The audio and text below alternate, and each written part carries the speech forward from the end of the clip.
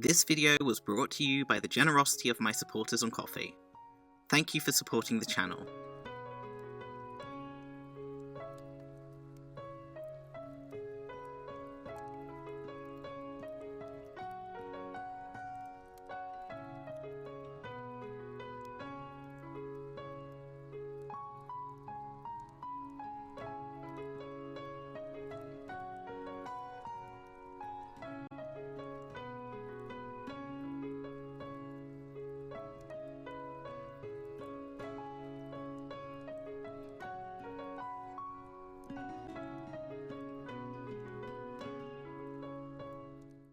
Hello, my lovelies. My name's Dolthalion, and the plan for today is to show you how I went about making a historical version of Disney's Robin Hood. You probably already know that I am definitely not the only one to do this. And I'm not even the only one to do Robin Hood. RetroCloud has been working on a 1970s version of Robin Hood, so I have created a playlist which is linked for you below if you want to go and peruse some more after you've watched this video. So for me, when I was thinking about making a historical Disney costume, Robin Hood was the obvious choice. I did toy around with the idea of making LeFou from Beauty and the Beast, but I realised pretty quickly that what I actually wanted to make was a version of LeFou from the live-action Beauty and the Beast, which is similar but not actually the same thing. So I've put that on the back burner for now, and I might come back to it in the future. Robin Hood, on the other hand, was one of my childhood heroes, and more importantly, he was one of Mrs. Dolthalion's childhood heroes as well. She spent much of her childhood thinking that Robin Hood was a lady who finally got the girl, and I can't really blame her because I think I did the same in so much that through autism I really recognise gender in people. There's something more gender neutral to Robin Hood than a lot of fantasy action heroes, and I'm not talking about the cross-dressing. I'm talking about the roguish way that he thinks about problems rather than just barreling in a load of masculine, brutish energy. This might also be why, when I was a kid, I was pretty sure I was going to grow up to be Robin Hood, and why I picked up archery for quite a long time. This is probably part of the reason why, when I was a kid, I thought I was going to grow up to be Robin Hood and picked up archery to help facilitate that. So I guess it's time to finally live that dream.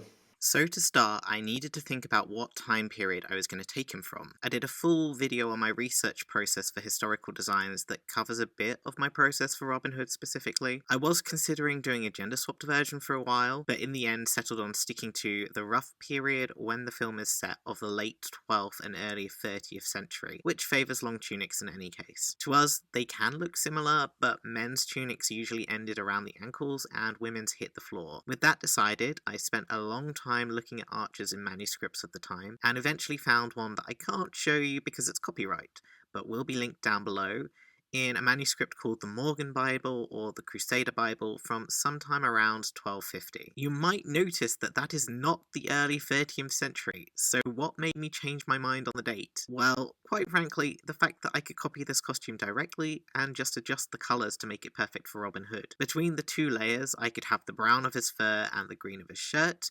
and there are other figures in the Bible wearing hoods that I could pinch for his hood. Perfect. With my design in mind, I set about picking fabrics. I found a heavy brown cotton in my stash, which while not period accurate, is a good colour for what I wanted, and I thought I had just enough of it. And to pair with it, I ordered a couple of meters of a beautiful green linen. The under tunic is a basic gauze tunic with fitted sleeves.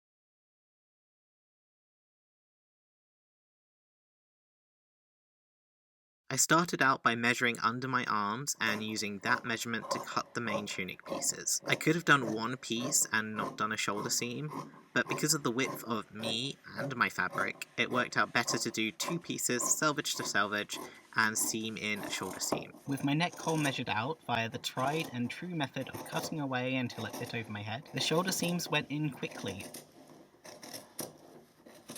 As per usual, I did the majority of these stitches in backstitch because I'm pretty fast in it now. Since they were sewn on the selvage, I didn't need to finish them.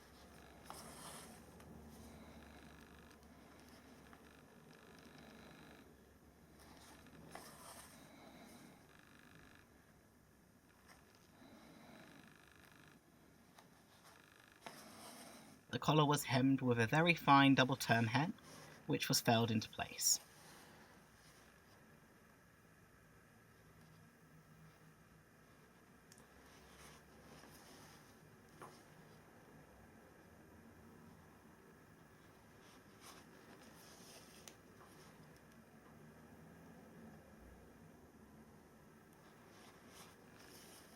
Okay, well that was a fun game. So it turns out I've got about half a metre less of this fabric than I thought I did, which is what I need for the sleeves. So that's fantastic. So I've had to be pretty clever about how I cut this out, which honestly isn't really a bad thing. So these are my sleeves. It looks a bit weird, but let me explain. Obviously the sleeves are essentially triangles, so you can see one goes here and then along here. This is the first one I did, and this one's folded because that's how I'm used to working them out, and then I use the measurements from that to work out the others. The nice thing about doing this is that I've been able to get the gussets out of the side triangles on the two ends.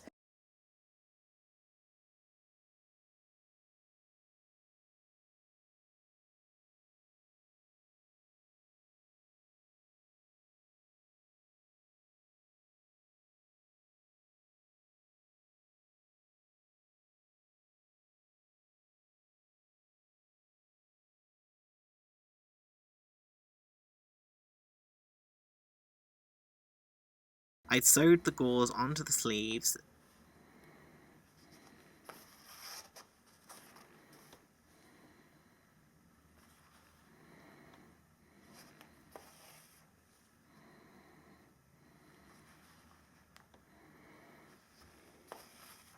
then hemmed them up, leaving 5 centimeters at the end for a closure to get them as tightly fitted as possible.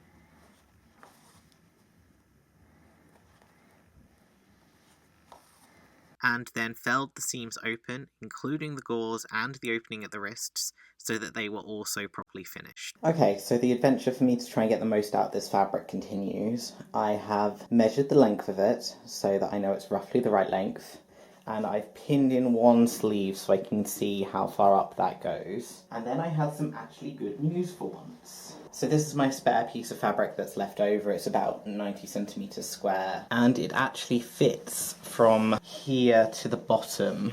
So from the bottom of my sleeve to the bottom of the tunic, pretty much exactly. That means I can use the fabric that I cut off from the bottom of the tunic, which is this, to add an extra 20 centimeters on there, which is an extra 20 centimeters on width of the hem. What I'm going to do now is seam those two together because they're not long enough, and then seam these two onto the edge of here, and then cut 2 triangles for gauze out of it. So it's a lot of piecing, but as we know, piecing is period.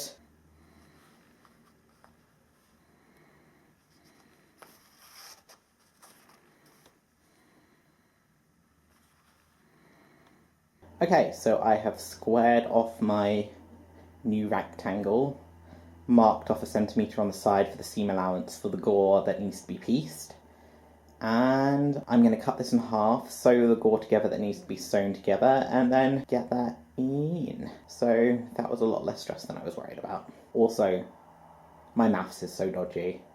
I forgot that you get basically twice the length. So yeah, I probably will actually have quite a nice swish.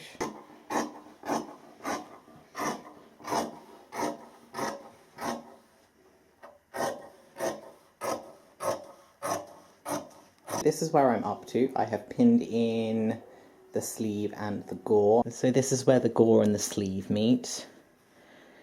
If I was doing it by machine, then I would probably stop machine sewing and do that join by hand because it's a bit of a fiddly little corner.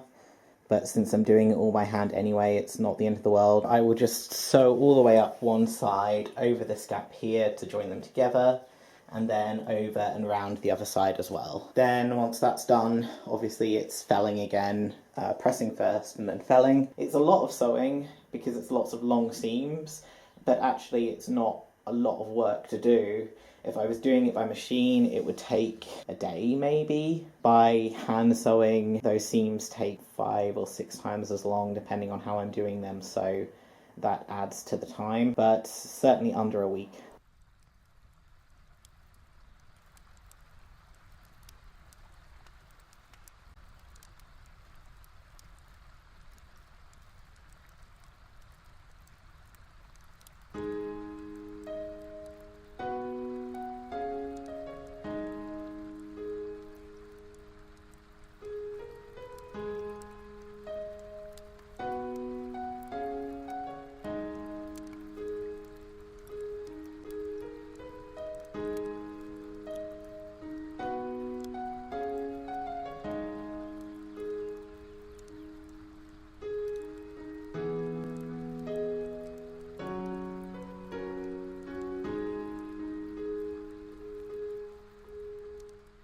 When they were eventually done and felled, I could try the whole thing on, check that my sleeves were the right length, and then hem those as well.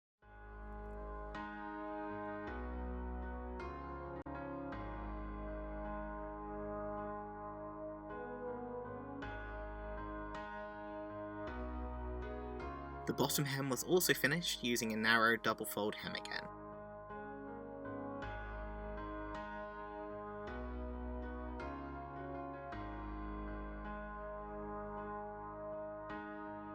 The last stage was to make some buttons to fasten the sleeves tightly around the wrist. These are made by drawing around a cotton reel and then cutting off the fabric as a square. A gathering stitch is put in place around the drawn circle, and then the button is gathered in, with the ends all being tucked into the middle to pad out the button and keep them from fraying.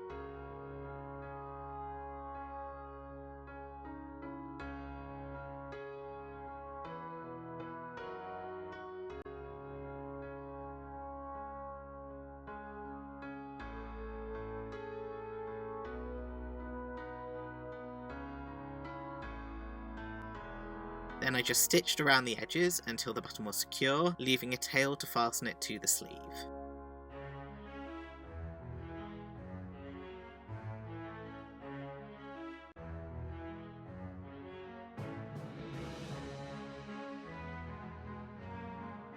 I made 4 of these, 2 to be functional and 2 to be stitched to the end of the opening to balance it out a bit, and the buttonholes were just a matter of cutting a slit long enough for the buttons to pass through,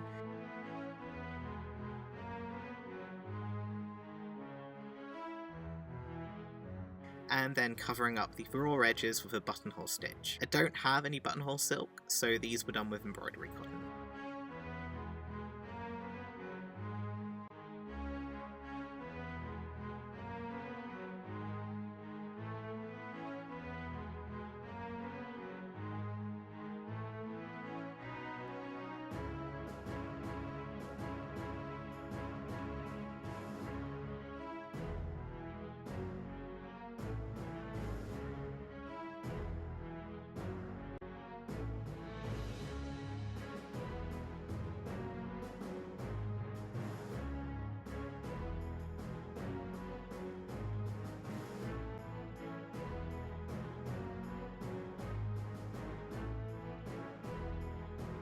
And that's the tunic finished. After all the panic about not having enough fabric, I managed to turn 2 meters into a 3-meter long hem, which just goes to show how fabric saving these things can be if you piece them together right. I did regret putting all of the fabric into 2 gauze.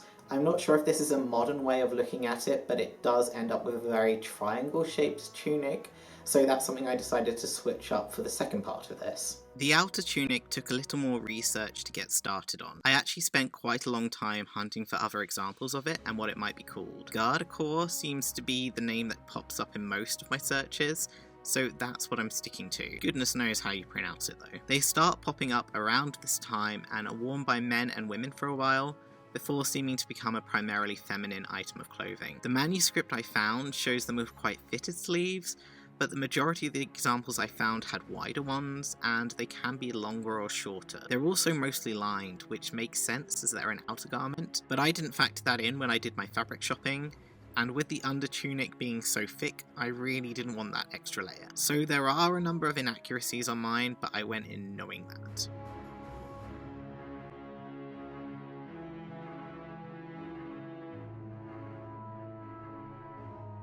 What I did decide to do, for better or for worse, was to use threads drawn from the fabric itself to sew with. This did slow me down somewhat, as I had to twist each one to give them a little bit more strength, but it does mean that the colour is perfectly matched. The base is exactly the same as the tunic, 2 pieces based on my underarm measurement, joined at the shoulders.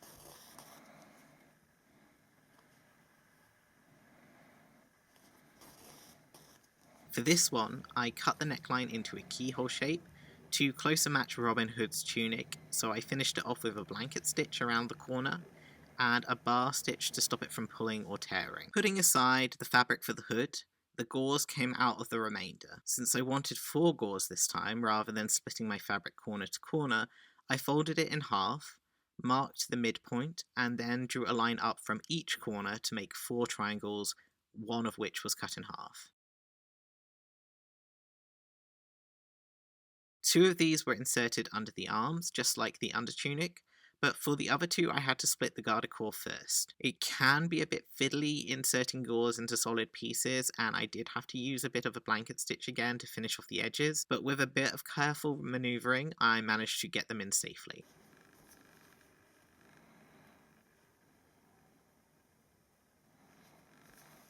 Then it was just a case of felling. Doing all 4 gauze from start to end took about 2 days of solid stitching for anyone wondering what this amount of work looks like on the clock. For the underarm gauze, I felled them up to the arm side and then carried it on into a double fold hem around the arm side. So like the tunic, I ended up going up and over and then back down with that finish. With that done, I set about the sleeves, cutting myself 2 rectangles. I hemmed the arm side end before I even joined them, since the majority of the arm sides opened. Since they were longer than I had accounted for, I used that excess to make a wider hem to make up for the fact that they weren't lined, folding back 1 centimeter and then another 6.5 to hide the raw edge under it.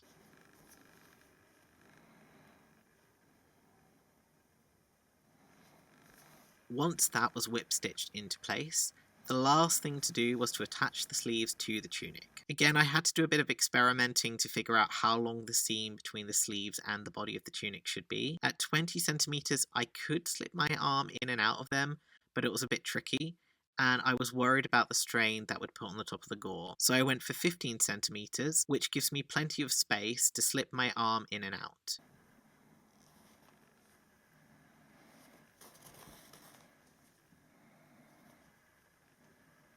They were stitched together with a cross stitch through the hem on each side, so that they were firmly fastened together and should take a fair amount of strain without an issue.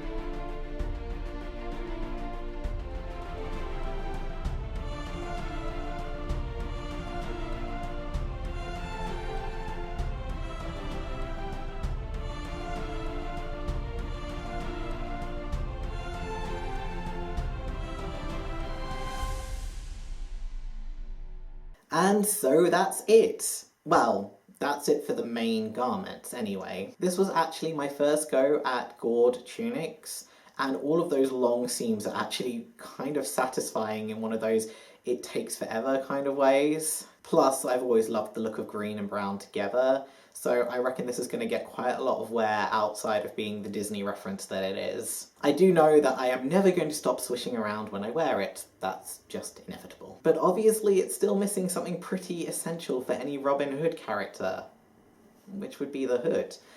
And I'm pretty sure it could do with a little bit of decoration as well, because it's just not fancy enough for me yet. So stay tuned for a part 2 where I make myself a hood, very many buttons to go on that hood, and maybe a little something to give it a little bit more flair and those yellow and red colours that are still missing from the film version. My question for you today is obviously, who was your favourite Disney character? Or if you're not a Disney person, then who's your favourite animated person character in general? Robin Hood was my favourite as a kid, but Stitch stole my heart as an adult. I do think that Stitch's colours would make a really interesting costume sometime, so if I do decide to do another one, keep an eye out for that. Thank you for watching through to the end, and as always, a huge thank you to all of my lovely subscribers and to all of the really generous people who have been donating on my Ko-fi page. It was thanks to them that I was able to afford the fabric for this project, so thank you so much. If you enjoyed this video or found it helpful,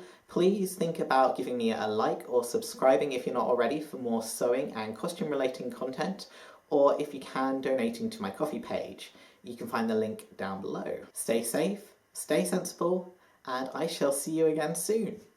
Bye!